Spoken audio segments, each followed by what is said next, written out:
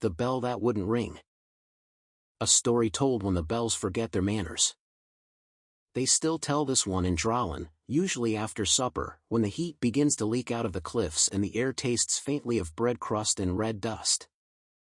Someone leans back against a kiln wall, someone else flicks the last crumbs to the hearthhounds, and before anyone can object, a voice starts in the easy, knowing way of a tale already halfway remembered. Dawn was being lazy again. That's how it begins every time, and every time someone in the circle chuckles, because Drolin's dawn is famous for punctuality. The sun usually spills down the quarry face in perfect lines, like a craftsman shaving light instead of stone. When that happens, the great bell answers, one deep, deliberate boom that rolls through the terraces, rattles dust from the rafters, and convinces the bakers to open their shutters. Even the Mareva birds, those vain, little-throated lanterns, pretend to be startled just so they can flare blue and green and show off. On most mornings, the world remembers its rhythm. But not this one. Serryn stood under the rope, grit clinging to his clothes, trying to look like someone capable of fixing things. He was 17, half-grown, half-confident, and entirely certain that the universe was made for running through. His hair, streaked copper by Syndrolith light, always looked windblown, even when there was no wind. When he ran, his faint Grove-born glow warmed to amber along the edges of his ears, a telltale beacon for every teacher trying to catch him. He pulled the rope. The rope frayed. The bell sulked. Nothing. Across the square, a reed craw in a puddle gave one contemptuous thrum and went silent. Down the lane, a hearthhound yawned so wide its throat glow flickered like a dying ember. Somewhere deeper in the terraces, a hammer struck stone and stopped mid-beat, as if the whole village were waiting for a note that refused to come. "The bell's gone deaf," said Neris, the bell-keeper, emerging from the bell-house doorway with a look that could sand splinters off guilt. She was moonborn, narrow, wiry, half-silver at the temples, and her ears caught a faint halo of frost light whenever she was irritated, which was most of the time. She knocked her knuckles against the bell's rim. The sound came back flat and short, like bread that refused to rise. "Humph. Like talking to dough." "Bread listens better," said Serryn, because his mouth always worked faster than caution. "Bread at least rises to the occasion." Neris raised an eyebrow sharp enough to carve initials. "Words," she said, "are fine decorations on mistakes." She leaned in. A pale crack curved from rim to shoulder. "Needs Veth. Stone carver hands. He'll cut a binding groove." "Or," Serryn said carefully, "we could try singing to it. Maybe it forgot the tune." "Are you a singer?" "Technically." "Then no." She shoved the frayed rope at his chest. "Fine Veth. Tell him I said stone oath. He'll come faster." Serryn doubted anyone could make Veth come faster. The man was famous for working at the speed of centuries. But he ran anyway, because running was the only talent he could prove on demand. Drolin stirred as he went. Kills coughed smoke. Doors groaned. A baker's apprentice darted by carrying a tray of glowing glass loaves, their crusts infused with shardlight for ceremonial color. Hearthhounds padded after their owners, tails glowing like patient lanterns. On the upper ledge, children tried to play echo tag with the quarry walls and lost spectacularly. The entire village was made of sound and dust and ordinary miracles. He found Veth in the carver's court, the only man who could make silence look busy. The master carver stood over a block of limestone as if waiting for it to confess its better shape. Grove-born stocky, moon-born patient, his eyes had the color of old iron. "Neris says stone oath," Serryn blurted, skidding to a halt. Veth didn't look up. "Did she now?" His voice was gravel-worn smooth by use. "What's broken?" "The bell. Cracked." "Rude. Insulted me personally." He lifted one of the chisels from his tray. The edge was dull, the kind of dull that made a craftsman wince. Dull, he muttered. Duller than a miner dancing. Miners dance? When drunk on glowfruit wine. He handed the chisel to Serryn. Sharpen these. Heron's trough is dry. Wake Len. Len? Vath's ears glowed faint silver with amusement. The one snoring near the west wall. Serryn found him exactly there, sprawled in the shade, hat pulled low, one arm hooked around a bucket like a promise he had no intention of keeping. Len, Serryn said. The trough's empty. A grunt. The chisels are duller than your jokes. Cruel, came the reply. The bells cracked. Nerys said stone oath. Vath said water. Len tipped his hat back, squinting up through the heat. His hair looked like a small explosion of good intentions. That trough water's ancient, he said. Tastes like old chisels and regret. Then don't drink it. Where are the burden horns? Cora took them to the mid-terrace. Then we're doomed. Len stretched luxuriously. Those beasts won't come back till they hear the drum. Can't you haul it yourself? I could, Len said solemnly, but I've grown attached to my spine. We need the beasts. Serryn sighed and started running again. Cora's yard smelled of hay, dust, and calm authority. She leaned on the fence rail, arms crossed over a chest broad enough to block sunlight. Granite and pebbles stood behind her, giant and glittering, horns catching the light like two curved windows into sunrise. Too early for gossip or too late for sense? Cora asked. Both, said Serryn. The bells cracked, the chisels are dull, the trough is dry, Len's tragic, and the beasts are artists, Cora finished. They negotiated for music rights. One drumbeat per dawn. It's in the minutes. In the minutes, Serryn echoed, horrified. Burden horns respect process. Pebble flicked an ear, ringing a single clear note of affirmation. What if I drum? You have hands, Cora said kindly. You lack rhythm. Serryn drums. The beasts listen to Serryn. It's law. And Serryn? She won't drum till she's fed, said Cora, smiling.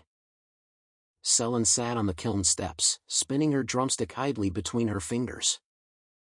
Her dark hair was tied with a strip of bark cloth dyed deep green, and her eyes had that mischievous glint of someone who'd already decided how this conversation would end.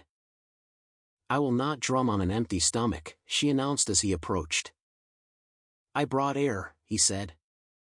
Rich in minerals. Air is a liar, Serryn said. Bread, then drum. Or. The bakery glowed like a furnace dreaming of breakfast. A cinder hen perched on the counter, puffed up with self-importance. Or himself appeared through a curtain of flour dust, arms folded, face set in its usual expression of heroic exasperation. Serryn needs bread, Serryn said. The beasts need Serryn. Len needs beasts. Heron needs Len. Vath needs Heron. Nerys needs Vath. Dralin needs the bell. And I, said Or, need the bell to tell me when to bake. Too early and the dough sulks. Too late and it sulks differently. Without the bell, bread tastes like meetings. What if I shout instead? My customers prefer edible food. You can't quarrel stone into singing, Or said. You can, said a voice behind them. Nerys.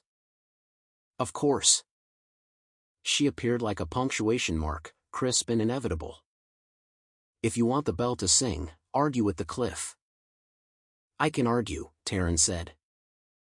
Finish your circle first, she told him, and vanished back toward the bell tower. So he ran again. Past Vath's quiet chisels. Past Heron labeling the trough Len's soup. Past Len, now teaching the cinder hen to hop onto his hat on command. Past Cora brushing Pebble's horn to keep it shine. Past Serryn, pretending not to watch him sprint by. Past Orr, muttering to the oven about lazy bells. Past Nerys, staring at the horizon until the sun, feeling scolded, climbed higher. By the fifth loop, his lungs burned but Drolin had come alive. The hammer rhythm deepened. Hearthhounds thumped tails. Maravas circled above, their wings scattering faint green shimmer through the air. Somewhere a child started a tune about the runner who saved morning. It had no verses and too much confidence. At last Serryn stopped beneath the silent bell. The village hummed around him, stone breathing, dust shining like powdered glass. For the first time since dawn, he listened instead of running.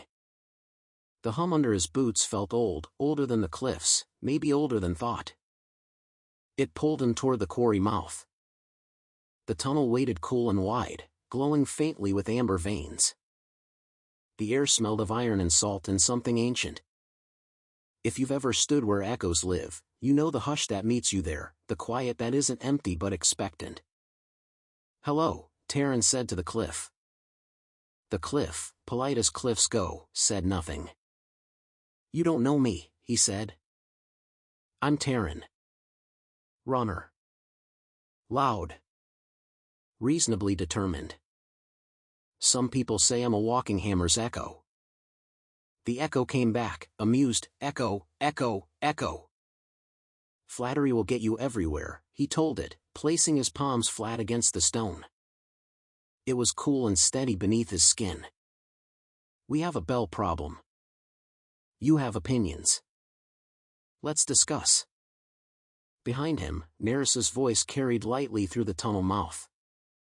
"Make it jealous." He grinned, squared his shoulders, and drew breath. Serryn's first call wasn't elegant. It started as a bellow and ended somewhere near a question. The sound rolled forward, touched the far wall, and came back misshapen, like a joke returning out of breath. "Rude," he said to the cliff. "I was talking to you, not about you." He tried again, longer, rounder, finding the way his chest could shape the air. This time the sound came back steadier, tinged with a shimmer he hadn't sent. The echo stretched behind his ears and then wrapped around him, gentle as a shawl. "Well now," he said softly, "that's better." The bell trembled. Nerys leaned in the doorway, half-smile bending the corner of her mouth. "You'll wake the cliff before you wake sense. That's the plan." He glanced at her. "What do I say to it?" "Whatever's true." He laughed. "That's dangerous advice." She shrugged. "Truth's heavy. Good for balance."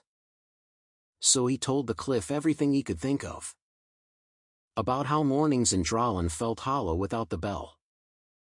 About how Len's bucket leaked and Heron's temper boiled faster than water. About the smell of Orr's bread when the air was cold, and how the children ran toward the sound each day as if chasing the star of the world. As he spoke, the echo gathered shape. The air vibrated, not loud, but deep, like a memory remembering itself. "Almost," Nerys murmured. "Keep it honest." He closed his eyes and sang, not a melody, just sound shaped by intent. The vibration deepened. The bell shook dust from its seams and gave a low, uncertain hum. The cliffs answered, soft at first, then stronger, like breath turning into words. Broom.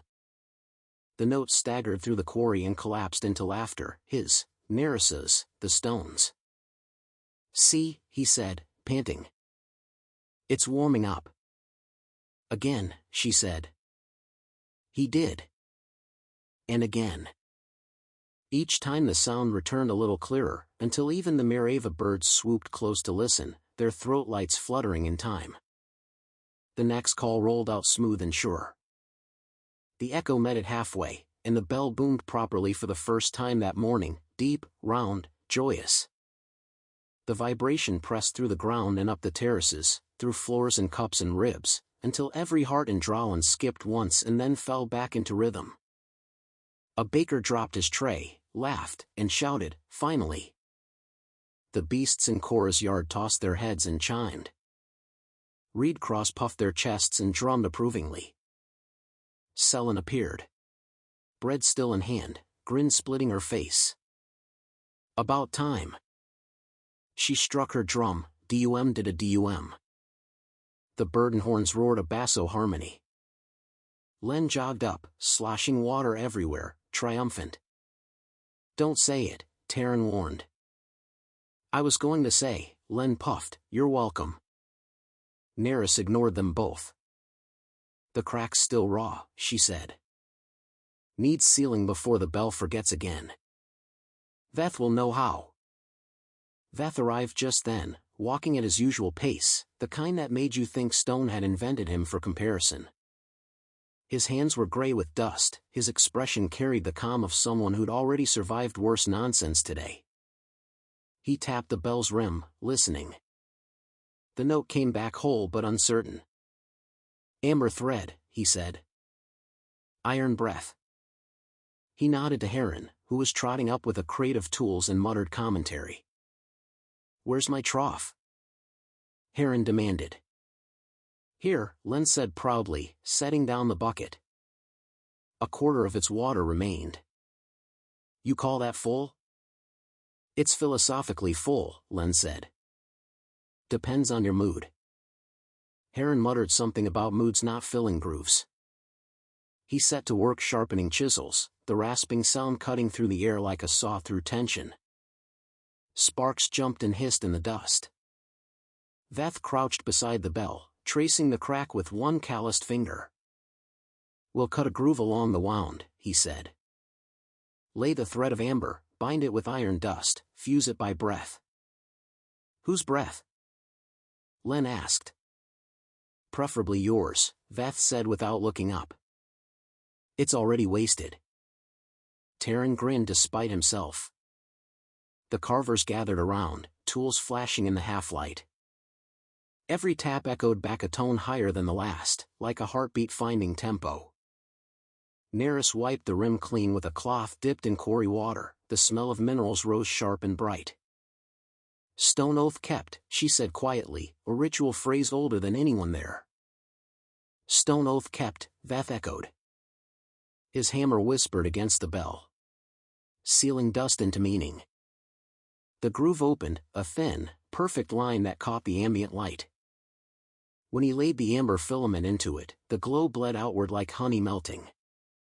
Serryn sprinkled the iron powder with reverence, and Veth leaned close to blow across it, whispering old words no one else quite caught. When he finished, the crack was gone. The bell gleamed faint gold, as if it had been reforged from memory. "Now," Veth said. "Ring her." Serryn stepped forward. "Politely?" "Always," Nerys said. He tugged the rope once. Boom. The sound rolled clean and certain. It filled the terraces, shook the dust loose from the rafters, and settled somewhere warm behind everyone's ribs. "Better," said Nerys, which meant perfect. The village answered. Doors swung open. Shouts echoed. A dozen maravas took to the sky, leaving bright trails of green light that curved and faded. Serryn beat her drum in triumph. "See? I told you it was just hungry." Serryn grunted. "Bell's not hungry. People are. Where's lunch?" Len patted his bucket fondly. "I brought soup." "It's water," Serryn snapped. "Philosophically soup," Len corrected. Nerys sighed and rubbed her forehead. "Both of you, away from my bell." They scattered, laughing. Serryn stayed where he was, rope in hand, heart still racing with the echo of the last boom. The vibration ran up his arms and through his chest, as though the cliff itself had remembered his name. "You did well," Nerys said softly. He blinked at her. "You sound surprised." "I'm always surprised when noise turns useful." Her mouth twitched in what might have been a smile. He looked out across Drawlin. The terraces shimmered with motion, the air was alive again. "It feels lighter," he said. "That's the trick of sound," she replied. "It carries weight so you don't have to." They stood together, listening to the bell's fading hum. By late afternoon the village had settled back into work. Orr's bakery filled the air with the smell of crust and spice. Cora's beasts hauled fresh stone, humming with each step. Children played echo tag again, shrieking with delight when the cliffs answered them. Serryn walked through it all feeling taller, though that might have been pride pretending to be posture. Everyone he passed nodded or clapped him on the shoulder. For once, the jokes were kind. Near the fountain, two elders argued whether the bell had ever sounded that strong before. "Must have been the boy's lungs," one said. "No, no," the other insisted. The cliff liked his attitude. He smiled but kept walking, the glow along his temples faint and steady. Evening crept in. The cliffs shifted from red to deep bronze, and the air cooled until each breath tasted faintly of iron. The bell hung quiet now, its new seam gleaming. Nerys found him again on the steps. "Still here?" "Trying to make sure it doesn't change its mind." "It won't," she said. "It remembers." "You think cliffs remember?" "Everything that listens long enough learns something." He studied her.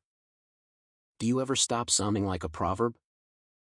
"Do you?" she countered. He laughed, and she did too, briefly, the sound catching in the air and settling like another note in the bell's long chord. The next few hours stretched long and golden. Drawlin lived in that half-hum of satisfaction that settles over a village after a problem remembers how to behave. Every sound seemed to have more room to breathe. You could hear the difference, the chisel rhythm steadier, the laughter of children lighter, even the wind brushing the cliff with a sort of pleased sigh. Serryn spent most of the afternoon running small errands that didn't matter, just to feel his legs moving in a world that finally agreed with him.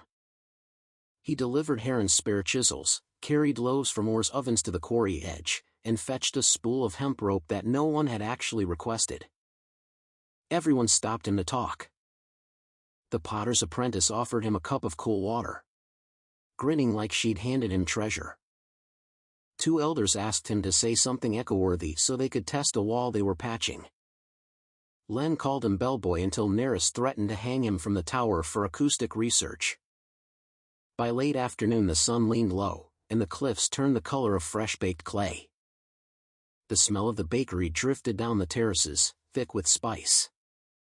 A group of children had built a miniature bell from a bucket and a spoon. They took turns shouting orders at it until a reed craw joined in, drumming its chest plate proudly. Nerys stood watching them with arms folded. "If they get any louder, we'll have to start a second bell-keeping guild." "Could call them apprentices," Serryn suggested. She gave him a sideways glance. "Don't tempt fate." He chuckled, then looked up at the real bell. It hung serene against the sunset, the seam Veth had cut glowing faintly like an ember line. "You ever think about what happens when you fix something too well?" he asked. Nerys blinked. "Meaning?" "Maybe it forgets it ever needed you." She tilted her head, studying him. "If it sings without you tomorrow, that's success, not betrayal." He considered that, then nodded slowly. "Still feels strange." "That's because you're young," she said, smiling faintly. "Give it time. You'll learn to like being unnecessary." They watched the last light slip away. Somewhere below, Sellen's drum started an easy rhythm for the evening shift, joined by the deep hum of granite's and pebbles' horns. The combined sound filled the valley with a heartbeat too big for one chest. "Come on," Nerys said, patting his arm.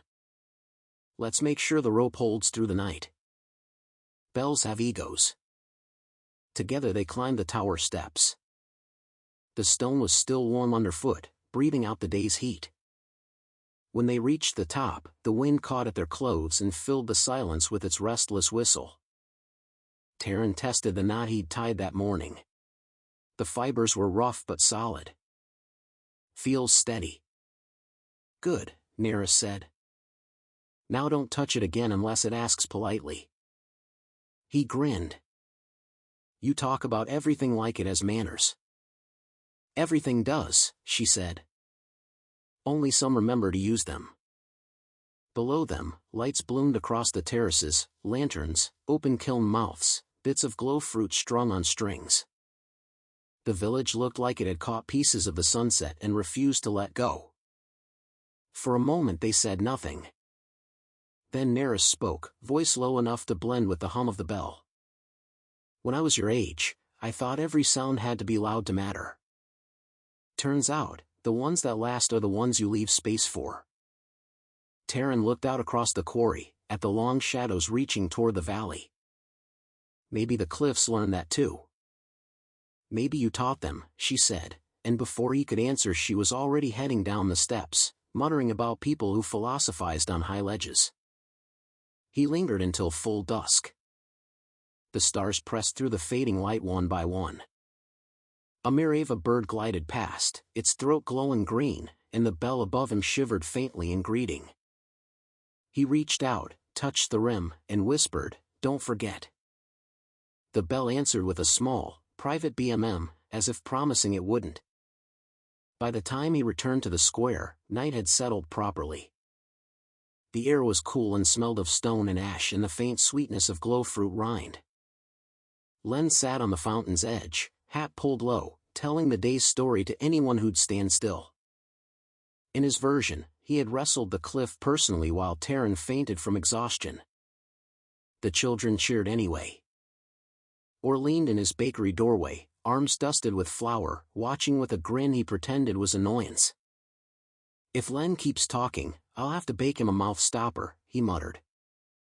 Make two, Serryn said, sliding down beside him. They shared a companionable silence, broken only by the occasional bark of a hearthhound chasing moths. Good day's work, Or said finally. Doesn't happen often. Felt longer than a day, Serryn replied. That's how you know it mattered. Or pushed off the wall and disappeared inside, already humming a new baking rhythm. Serryn wandered toward the edge of the square. The bell tower rose behind him, silhouette dark against the glowing cliff. Each terrace still murmured with evening chores, laughter, and the occasional off-key song. Everything felt right in a way that didn't need explaining. He sat on a crate and tilted his head back. The stars shimmered faintly where they met the edge of the bell's shadow. His ears caught the steady vibration of the stone beneath him, a reminder that even stillness has its own kind of motion. Circle complete, he murmured. Somewhere inside the cliff, the echo returned, softer, lower, like agreement. He smiled. Tomorrow the council would demand reports, and Nerys would insist on exact phrasing, and Len would invent 6 new versions of the story. But for tonight, Dralin simply breathed. And for the first time in memory, the dawn bell rested, dreaming of its next argument. Morning came whispering, cautious after the commotion of the day before. The first light slid down the red cliff faces like a careful apology, tracing the grooves of the quarry and spilling across the bell tower. The village of Dralin held its breath, waiting. For a moment nothing happened. Then, mercifully, the bell gave one long, satisfied boom, deep enough to stir the dust from rafters and wake every hearthhound in the square. The sound rolled through the terraces, struck the far ridge, and came home again with a grin. People cheered in their half-sleep. A few clapped from windows. Someone shouted, "About time you showed up, you lazy miracle." Serryn, who had spent the night sleeping at the tower's base just in case, jerked awake and nearly hit his head on the rope. The echo still hummed inside his ribs. He stared up at the bell, blinking in the sunrise glare. "You better keep that up," he muttered. The bell said nothing, which he took as polite agreement. Nerys appeared moments later, hair uncooperative, eyes bright. She carried a cup of something steaming that smelled suspiciously like half-fermented glow fruit. Morning, she said. Technically, he answered. It rang on time. Good. Bells should fear consequences. She sipped and grimaced. This tea tastes like regret. Serryn rubbed his neck. Do you ever wonder if we overreacted yesterday? Maybe it just needed oil. Nerys smirked. You want to tell the council they wasted a day of labor and 3 buckets of water? No, he said quickly. Just thinking out loud. Don't. It's contagious. They stood listening as the note faded from the cliffs. The air that followed felt different, lighter, cleaner, as though the village itself had taken a deep breath. Len wandered up, yawning loud enough to scare a pair of Maravas from the roof. It worked, he announced to no one in particular. I knew it would. You were asleep for half of it, Nerys reminded him. I was meditating on success. Horizontal meditation, Serryn muttered. Len ignored them, adjusting his hat with exaggerated dignity. So, Belle's fine, world's fine. I'll be accepting breakfast donations in gratitude. Go see Or, Nerys said. Tell him your contribution to civilization requires sugar.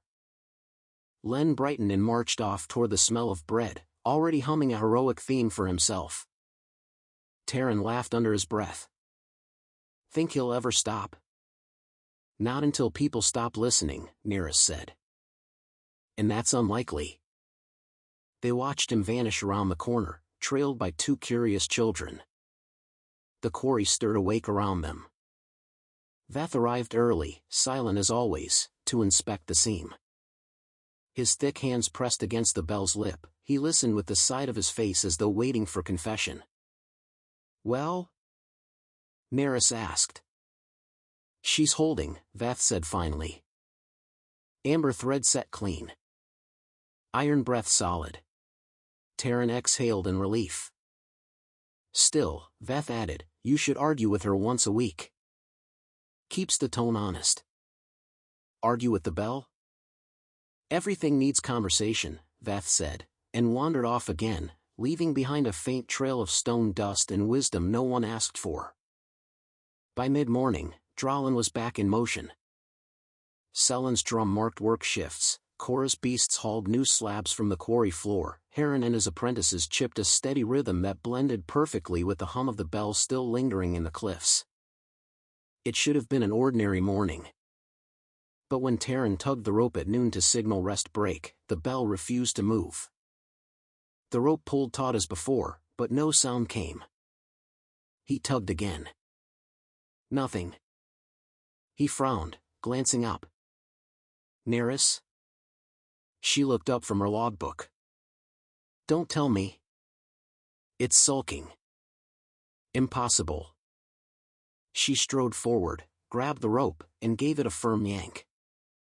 Silence answered her. Around the square, tools stopped clinking. A hush rolled outward like a question. Even the Maravas hovered midair, wings half-folded. Oh no, Len said from the bakery doorway, crumbs on his chin. It's doing the thing again, isn't it? Or leaned out behind him, flour to his elbows. I told you it had an attitude. Nerys tapped the bell with her knuckle. The tone that came back was faint, almost shy. Not cracked, she murmured. Just, reluctant. Reluctant? Serryn repeated. What, it needs motivation.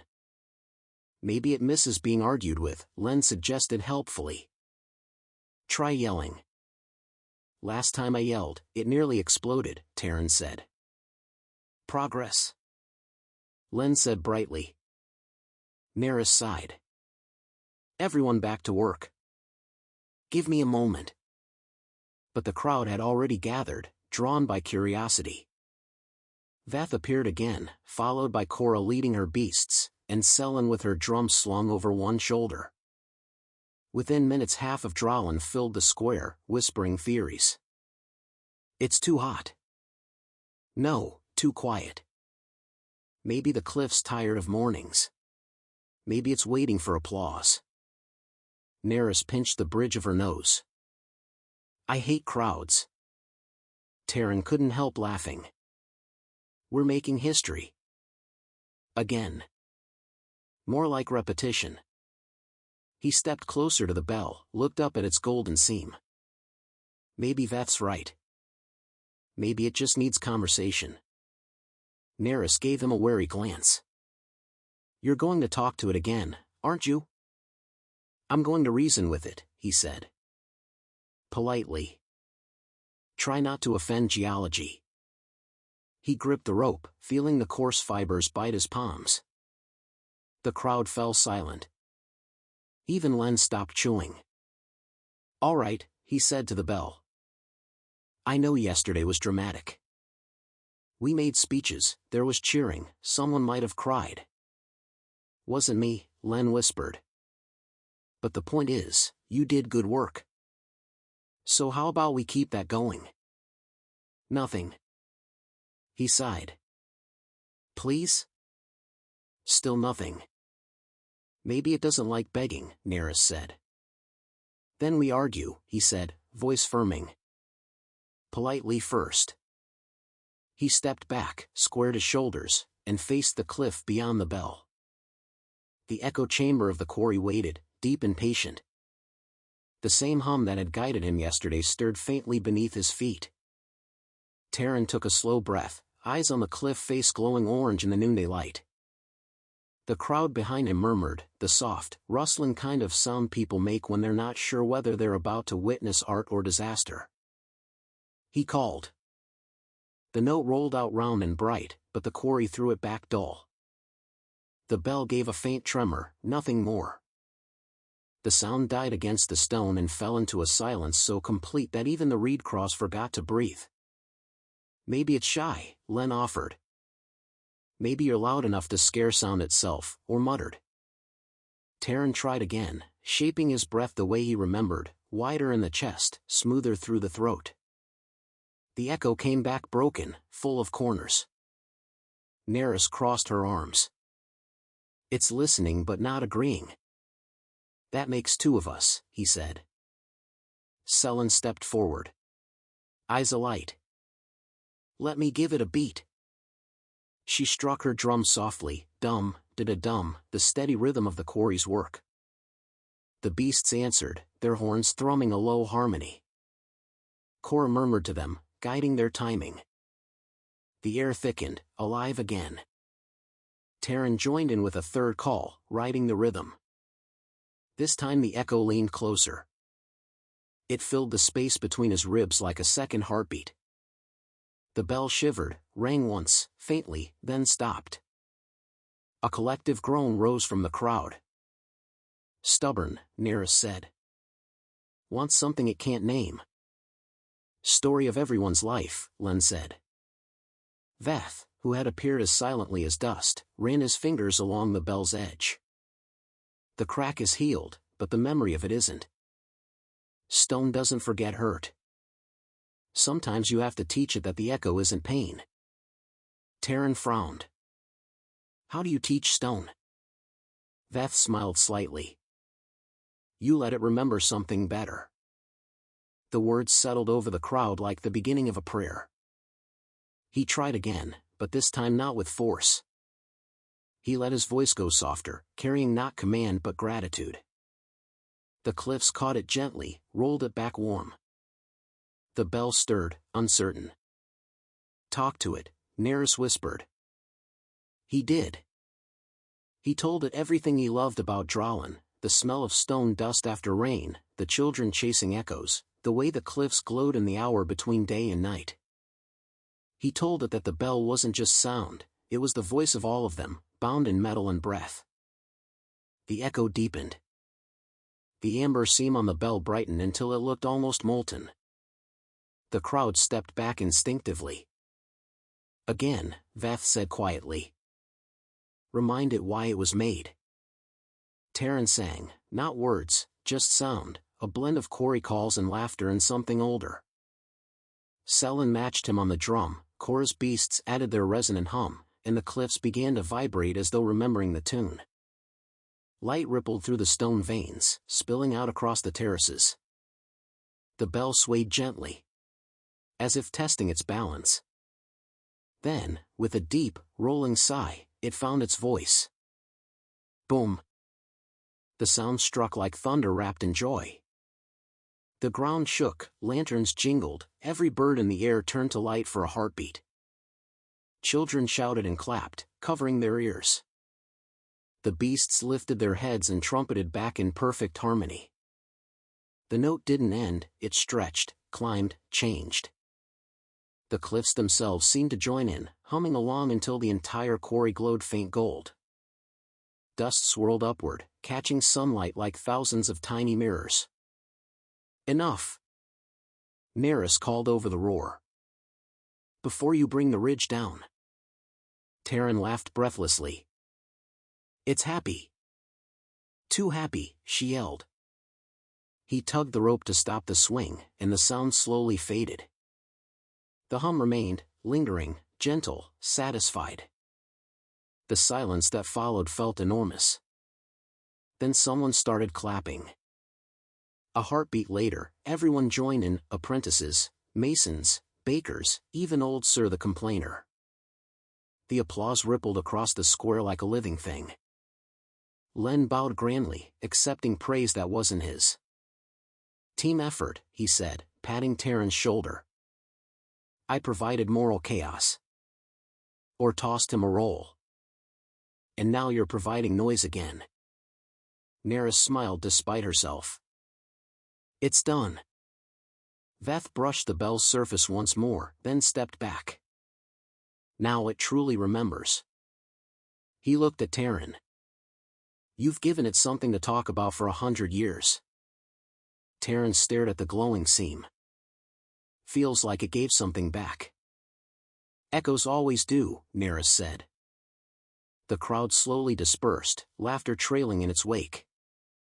Serryn lingered long enough to clap Serryn on the back. You realize you're doomed now. Doomed?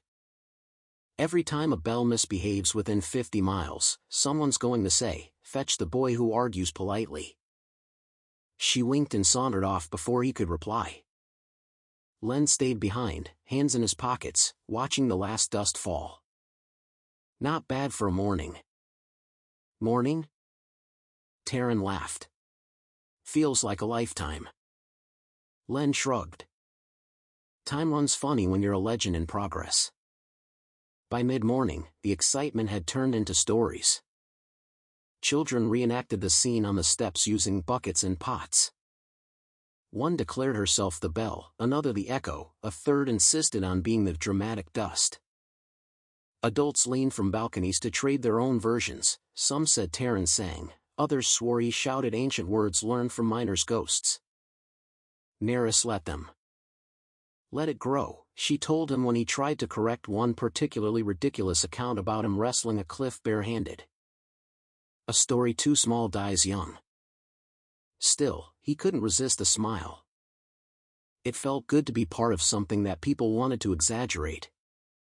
When the day cooled, the bell rang again on its own, one soft, low note that hung in the air like gratitude. The whole village stopped what they were doing and listened. For the first time, no one moved to check if it needed fixing. They simply stood there, quiet and still, as the sound faded into the warm dusk. Neris glanced at Serryn. Looks like it learned manners. He nodded. And I might have, too. Don't get carried away. Len, lounging nearby, pointed at the glowing seam. I'd say we're famous now. You'd say that if you stubbed your toe when someone noticed, Serryn said. Exactly, Len said, as if proving the point. Veth approached with his slow, patient gait. The bell will hold, he said. But the echo has changed now. It carries your tone in it. Mine? Serryn asked, startled. Veth nodded. The cliffs remember voices that teach them to listen. That's how places learn character. Serryn felt a warmth spread through his chest, half pride, half disbelief. Guess I'll have to mind what I say, then. Now there's a first, Nerys murmured. The older man smiled faintly. Just remember, young one, arguing politely is harder than it sounds. He turned and wandered away, his steps slow, steady, echoing. Serryn watched him go. Do you think he was joking? Nerys shook her head. Veth hasn't joked since the century turned. That was wisdom disguised as impatience. Feels like everyone's teaching me something today. That's what happens when you accidentally fix history, she said dryly. The sun slid lower, painting the quarry in bronze. The air smelled of stone dust and baked fruit. The bell caught the last light and gleamed like it had swallowed a piece of the sun. Come on, Nerys said. Let's eat before Len names himself mayor. Serryn laughed and followed. Behind them, the bell gave a soft chime, just once, as if amused. By the time the sun slipped behind the ridge, the village had become a festival. No one had planned it, celebrations in Dralin rarely needed permission, but the air itself insisted. Laughter moved through the terraces like a melody people already knew the words to. Or brought out trays of sweet glazed rolls, claiming he needed to clear space in the ovens. Serryn beat her drum in playful patterns that made the burden horns sway their heads like they were dancing. The Mirava birds joined in, trailing lines of blue light that arced overhead. Serryn found himself swept along with everyone else, half dizzy with the suddenness of it all. Children ran circles around his legs shouting, "Bell boy! Bell boy! Do the echo again!" One small girl cupped her hands to her mouth and called, "Boom," so loudly it startled herself. The crowd laughed until she did too. Nerys sat on the edge of the fountain, pretending not to smile. "Don't let it go to your head," she told Serryn as he passed.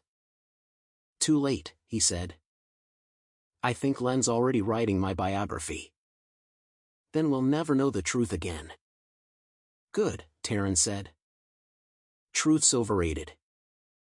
Len appeared at that exact moment, holding a cup of Or's questionable cider like it was a trophy. "To teamwork," he declared. "Into my invaluable supervision." Nerys lifted an eyebrow. "You supervised from a nap." "From strategic distance," he corrected. "You're welcome." Or rolled his eyes but raised a cup of his own. "To the bell," he said. The crowd echoed him, "To the bell." And the sound rippled out across the square. The bell itself answered with a soft hum, a pleased murmur that wrapped around them all. Evening deepened.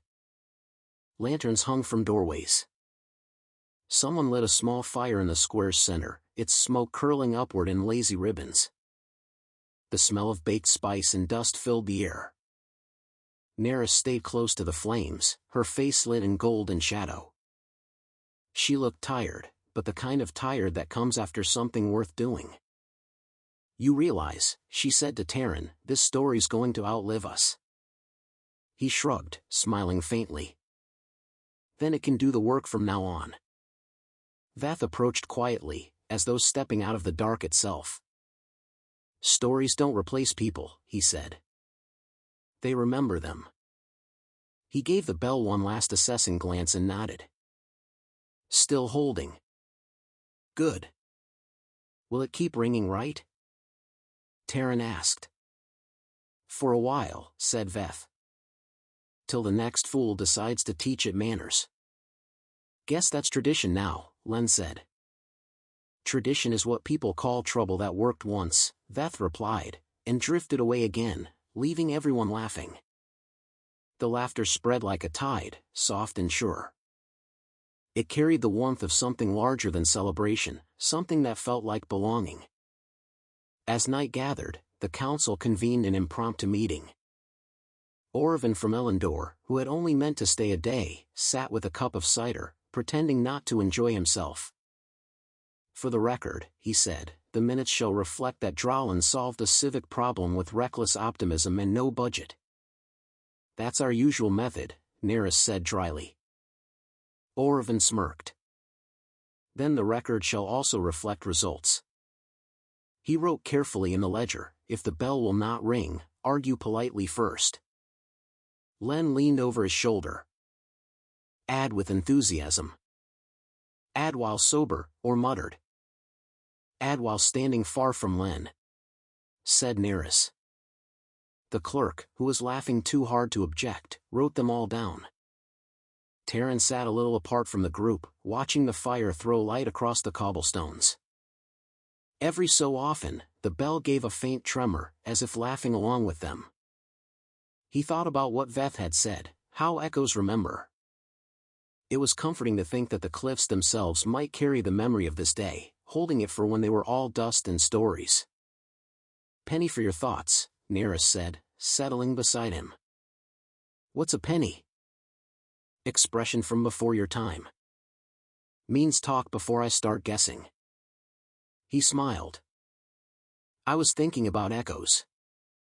How they fade slower than voices. They fade, she said. But not completely. They hide in the corners until someone calls the same way again. Guess I'll have to visit often, then. You'd better, she said, nudging him lightly with her elbow. I'd hate to retrain the cliff. He laughed quietly, eyes on the glowing seam of the bell. It's strange. Yesterday I was just the runner who got yelled at for being late. Today the stone listens when I breathe. Don't let it make you proud, she said, though her tone softened. It's only listening because you shouted at it first. He grinned. Then I'll try to shout politely. Good. That's the way of Drawlin, loud manners.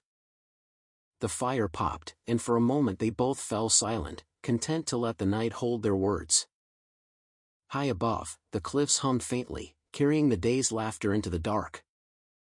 When the crowd began to drift home, the square fell to a peaceful quiet. Lanterns dimmed.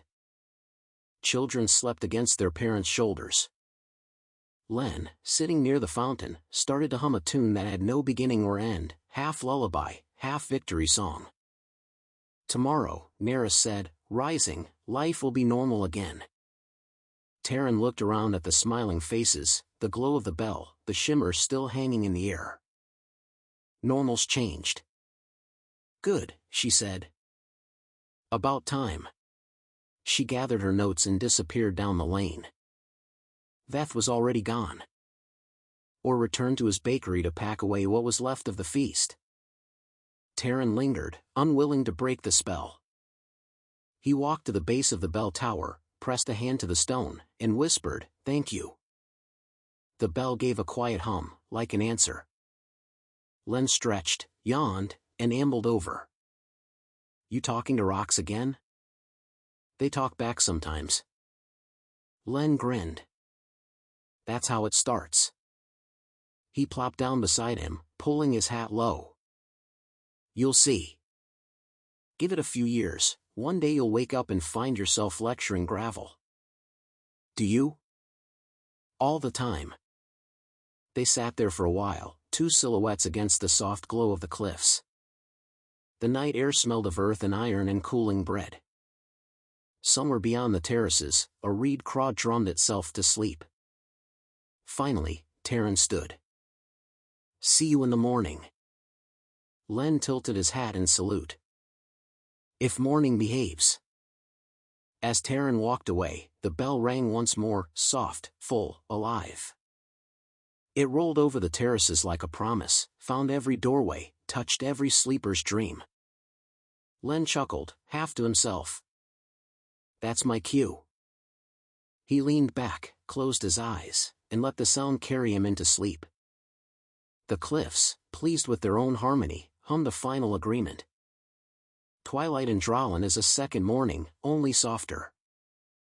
The red cliffs set down their heat and pick up their light, veins in the stone breathe a cool amber, and the air tastes faintly of metal and fruit. Lamps strung with glowfruit rind come on one by one, throwing gentle circles across the square. Hearthhounds stretch and roll over to present ribs for scratches. Mirava birds trace slow arcs above the kiln roofs, letting their throats shine green for the sake of the children who always clap when the color changes. On such an evening, Len claimed his seat beside the kiln like a king assuming a throne he had tripped over by accident. He tipped his hat to shade his grin and used the toe of his boot to nudge a log just so sparks climbed and fell in a lazy fountain. A ring of children clustered close, knees scabbed, hair powdered with quarry dust, eyes reflecting fire and curiosity in equal measures. Someone passed cups of cold glowfruit tea. Someone else shushed a reed craw that insisted on contributing a percussion line from its puddle. "Right," Len said, clearing his throat in a way that suggested history was about to happen. "I suppose you want the true version." A chorus of yes, some sincere, some strategic. "Good. Because I was there," he said, modesty nowhere in sight. "In a supervisory capacity. Supervising is very important. Often confused with napping. Not the same." They giggled.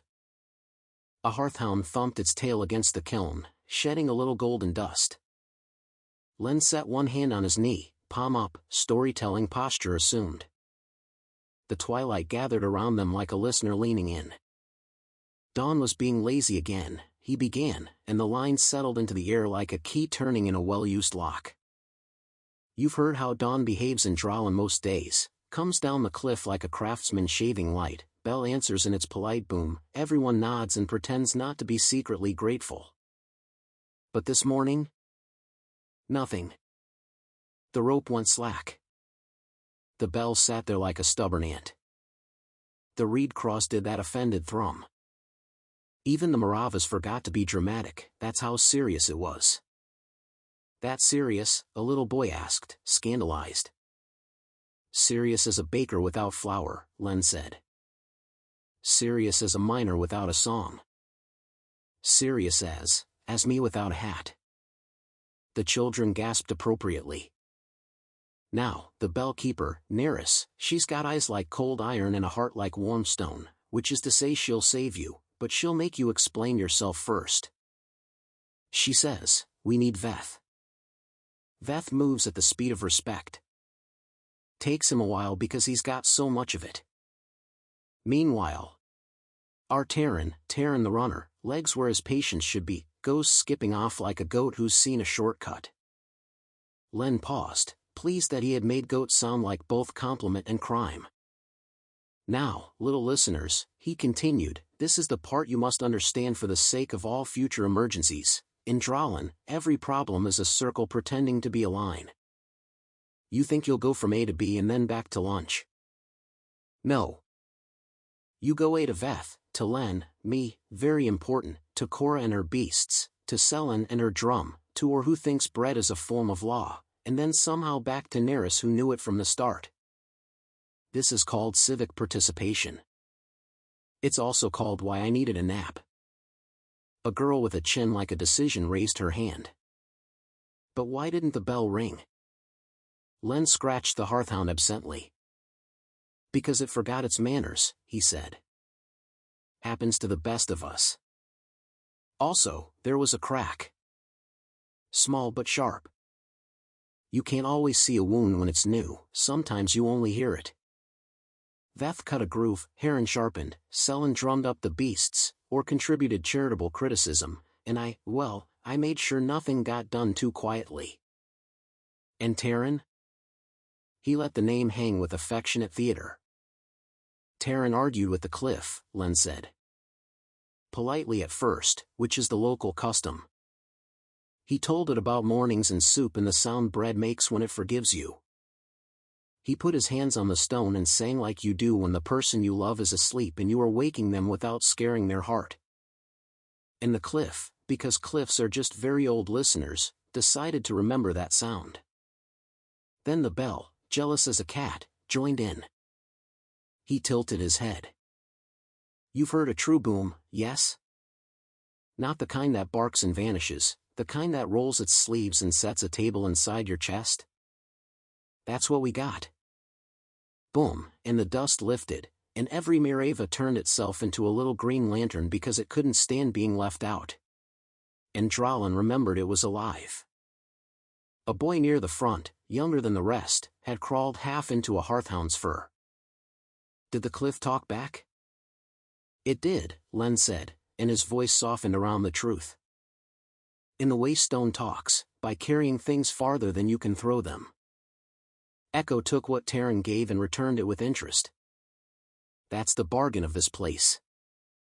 We put sound in. The world saves it for later. He let the fire crackle for a breath or two. The children leaned closer. The Miravas, as if on cue, fluttered overhead and wrote 2 quick green commas in the dusk. Anyway, Len said, brisk again, there we were. Veth threaded the crack with a seam of amber as fine as hair and said certain old words he keeps in his pockets. Heron sprinkled iron like it was salt and he a dangerous cook. Neris glared the sun into setting on schedule. The bell came back to itself and remembered how to be a bell. We ate. We sang. We made minutes about it so the council could pretend their pens were involved. A hand shot up. What did you do, Len? Me? Len arranged his face into a masterpiece of innocence. I hauled water, I inspired excellence, I provided humor. With considerable courage I endured criticism from certain bakers. He raised his voice a little. Or. From the bakery doorway, where everyone had known or would be, a voice called, "You're welcome," and the children howled. Len winked toward the doorway, then lowered his tone. Truth be told, he said, I did what Dralin always does. I stood close enough to help and far enough not to hinder. That's a skill. Takes a lifetime. He adjusted his hat, and for a moment the grin eased, revealing the older lines around his eyes, the ones that come from sun and laughter and years of pretending not to care. Here's the part you keep, he said.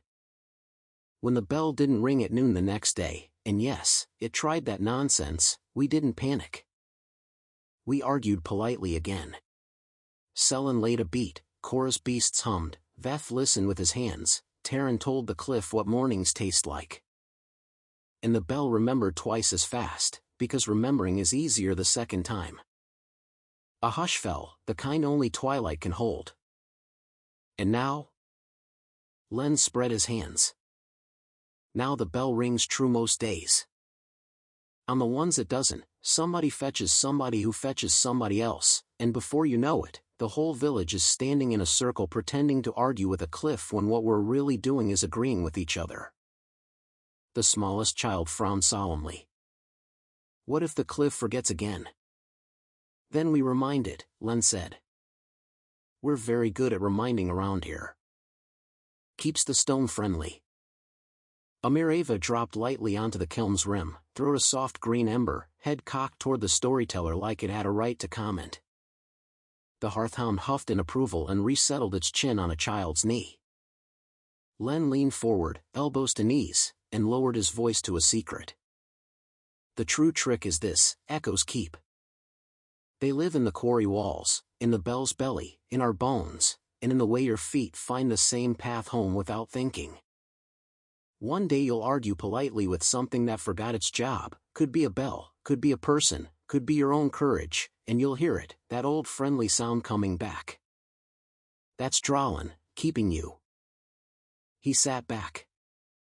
And that is the part of the tale where I pause for snacks. We brought sweet bark, a girl announced, producing a folded cloth with scandalous pride. Contraband accepted, Len said gravely. He broke the brittle sheet into pieces, passed them around the circle, refused 2 and took 3, and washed his hypocrisy with glowfruit tea. The fire settled. The light from the cliffs thinned to its night breath. Around the square, adults drifted closer in 1s and 2s, pretending they were merely passing by. Stories have gravity. Serryn evenings are proof. Again. Someone whispered, not a demand, an invitation. Len licked sweet bark dust from his thumb, composed his expression into the proper mixture of humility and self-approval, and tipped his hat toward the children. "Very well," he said. "Where were we?" "Ah yes." Don was being lazy again. He began anew, and the quarry listened the way old places do, not for novelty, but for rhythm, for the reassurance that the world still knows its own song.